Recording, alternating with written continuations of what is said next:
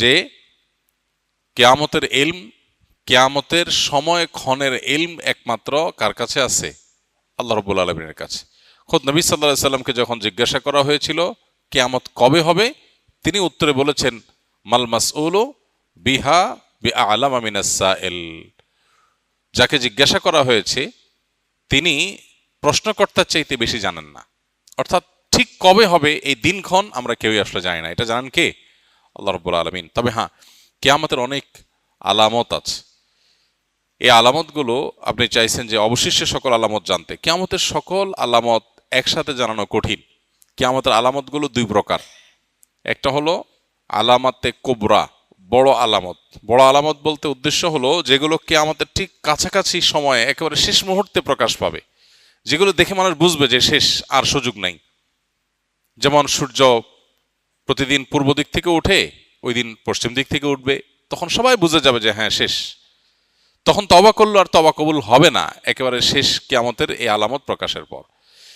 এছাড়া আরও কিয়ামতের 9টি আলামত আছে। হাদিসে মোট 10টি আলামতের কথা বলা হচ্ছে। এগুলো কিয়ামতের একেবারে নিকটবর্তী সময়ে কয়েকটা বড় ভূমিধস হবে, হ্যাঁ, তারপরে ইয়াজুজ মাজুজের আত্মপ্রকাশ ঘটবে, দাব্বাতুল আরদ একটা প্রাণী অলৌকিকভাবে প্রকাশিত হবে, ইত্যাদি ইত্যাদি কিয়ামতের আলামত আছে। আর ছোট আলামত যেগুলো, ছোট আলামত বলতে যেগুলো কিয়ামতের অনেক আগে থেকে প্রকাশিত হওয়া শুরু করেছে, যেমন নবী করিম সাল্লাল্লাহু আলাইহি সাল্লামের আবির্ভাব ইটসেলফ কিয়ামতের একটি আলামত।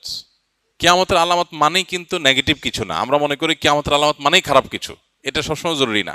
হ্যাঁ, বেশিরভাগ আলামতই হয়তো বা একটা উল্লেখযোগ্য সংখ্যা আলামতই হয়তো নেগেটিভ বা খারাপ জিনিস, অপ্রত্যাশিত জিনিস, কিন্তু কিয়ামতের অনেক আলামত আছে যেগুলো আসলে খারাপ কিছু না। যেমন নবী সাল্লাল্লাহু আলাইহি সাল্লামের আগমন, তার আবির্ভাব, এটা কিয়ামতের একটি আলামত। তার মানে এটা একটা ইন্ডিকেটর যে সৃষ্টি জগৎ তার পরিণতির দিকে যাচ্ছে। তারপরে আর নবী কোনো রাসূল, নবী হিসাবে রাসূল হিসাবে কি আবির্ভূত আসবে না, নতুন কোনো নবী রাসূল আসবে না।